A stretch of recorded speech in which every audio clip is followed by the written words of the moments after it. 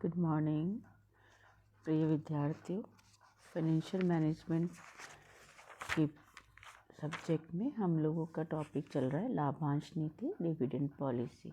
Dividend policy की अपन जब बात करते हैं तो हमने बात की थी कि इसको डिटरमिन करने वाले, इन्फ्लुएंस करने वाले कौन कौन से तत्व हैं, internal factors and external factors. अब नेक्स्ट बात आती है कि लाभांश नीति के प्रकार या प्रारूप कौन कौन से हो सकते हैं, यानी कोई भी कंपनी लाभांश नीति किस प्रकार से अपनाती है, या तो संतुलित हो या इंक्रीजिंग हो, डिक्रीजिंग हो, किस तरह की नीति अपनाई जाए, किस तरह की डिविडेंड पॉलिसी बनाई जा सकती है। उसमें फर्स्ट आता है स्टेबल और रेगुलर डिविडेंड पॉलिसी, स्थिर अथवा नियमित लाभांश नीति। स्थिर अथवा नियमित लाभांश नीति का मतलब होता है कि लाभांश की समरूपता होना। There should be some similarity in dividend, distribution of dividend every year, यानी चाहे रेगुलर किया जाए, मिनिमम अमाउंट शेयर होल्डर्स को रेगुलर बनाया जा सके, दिया जा सके, मतलब कि प्रति अंश लाभांश की आय जो है यदि शेयर होल्डर को मिलती रहे तो उससे उसको सेटिस्फेक्शन मिलता है और उतना ही लाभांश दिया जाता है जितना कि जो बहुत ज़्यादा प्रॉस्पेरिटी वाले ईयर है, when the dividend company is earning more income, still then dividend will be the same, and if it is earning less income, the dividend will be the same. So whenever there are ups and downs in earnings per share, dividends are being a regular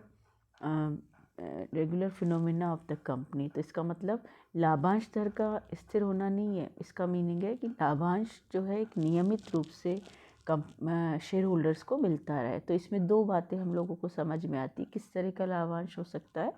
first, constant dividend per share, प्रति अंश स्थिर लाभांश। प्रति अंश स्थिर लाभांश का मतलब है कि कंपनी एक प्रतिवर्ष निश्चित दर से लाभांश देगी। जैसे तय कर लिया कि 4 रुपीज़ पर ईयर देना है, तो वो 4 रुपीज़ पर ईयर देती जाएगी और उसके लिए बचे हुए अमाउंट का एक लाभांश डिविडेंड सिंकिंग फंड इस्टेब्लिश कर लेगी। द कंपनी में distribute a regular income like for example ₹4 per year dividend to the shareholders, and there will be no increase in the rate. There is a stability in the rate. It means whether the company is earning more funds or less fund, there will be no changes in the dividend. तो इसलिए जो ऐसे share holders होते हैं उनकी जो shares हैं उनकी मार्केट प्राइस कोई अलग नहीं हो पाती, ना तो मार्केट प्राइस बढ़ती है ना घटती है, क्योंकि there is no attraction in the increase in dividend income with the share holders, तो कोई अट्रैक्शन नहीं रहता। तो ये एक प्रति अंश स्थिर लाभांश कहलाता है। यहाँ पे शेयर्स की मार्केट प्राइस से कोई फ़र्क नहीं पड़ता, और क्योंकि एक रेगुलर डिविडेंड दिया जा रहा है तो शेयर्स की प्राइसेस भी स्टेबल रहती है।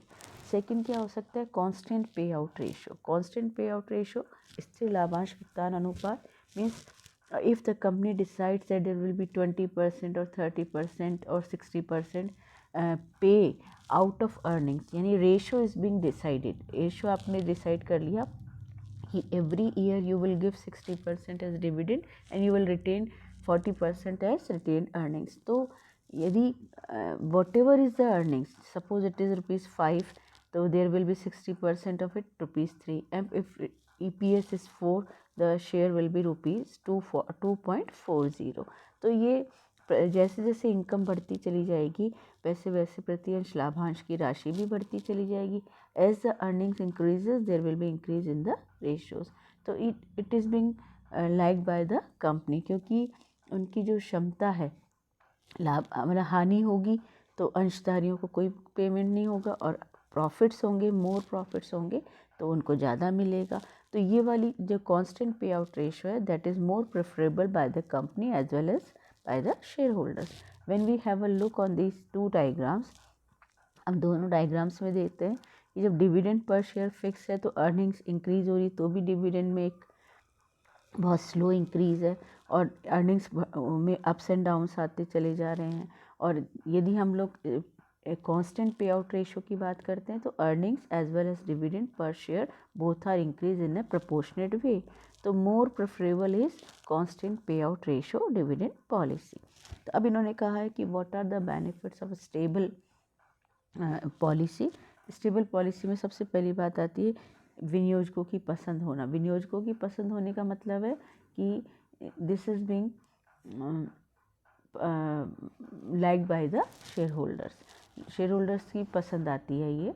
तो इसमें विनियोजक क्या चाहते हैं कि उनको एक निश्चित दर से इनकम मिले, तो वो ऐसे इन्वेस्टमेंट को पसंद करते हैं।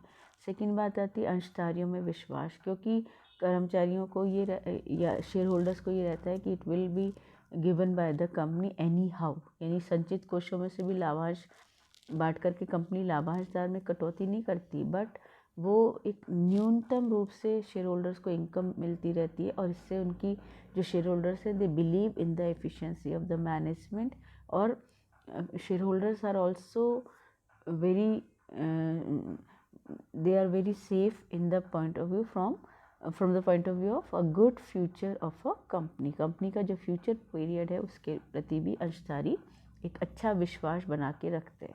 थर्ड आता है अंशों के बाजार मूल्य में स्थिरता। अंशों के बाजार मूल्य में स्थिरता का मतलब है कि एक निश्चित दर से उनको लाभांश मिलता है, जिससे उनकी जो मार्केट प्राइस है उसमें अप्स एंड डाउन नहीं होता, स्पेकुलेशन नहीं होता, कंपनी की जो साख है उसमें वृद्धि होती है।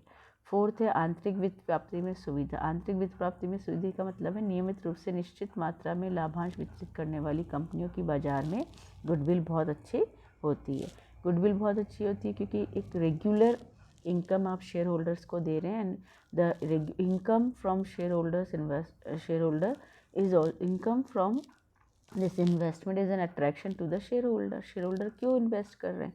क्योंकि वो चाहते हैं कि उन्हें कुछ इनकम मिले, तो इससे ब्याज लाभांश का भुगतान मूलधन की वापसी में त्रुटि न करने का पर्याप्त आधार मिलता है। तो इससे क्या होता है, आंतरिक जो इंटरनल मैनेजमेंट है कंपनी का अच्छा रहता है, और वो एक निश्चित दर से देने के बाद भी कंपनी अपने उसमें फ़ायदा उठा सकती है। फिर चौथी बात आती है संस्थागत विनियोजकों की आवश्यकता है। कंपनी के अंशों में विनियोग केवल व्यक्तियों द्वारा ही किया जाता है और नहीं किया जाता, बल्कि जो अन्य फाइनेंशियल इंस्टीट्यूशंस हैं, एजुकेशनल इंस्टीट्यूशंस हैं, NGOs हैं, सोशल यूनिट्स हैं, वो सब भी इसमें इन्वेस्ट करते हैं, क्योंकि उनको यदि एक इनकम मिलती है तो उनको चलाने के लिए, अपनी संस्था को चलाने के लिए ऐसी लाभांश से उनको फ़ायदा होता रहता है। नेक्स्ट आता है ऋण पत्रों अधिमान अंशों के लिए बाजार।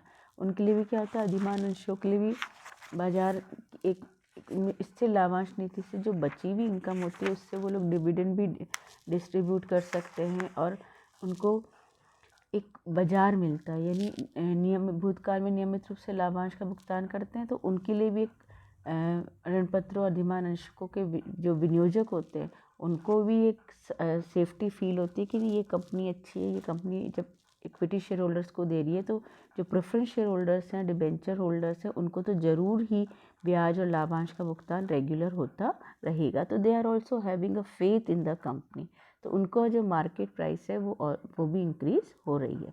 दीर्घकालीन वित्तीय नियोजन में सहायक होती है। दीर्घकालीन वित्तीय नियोजन में सहायक क्यों है?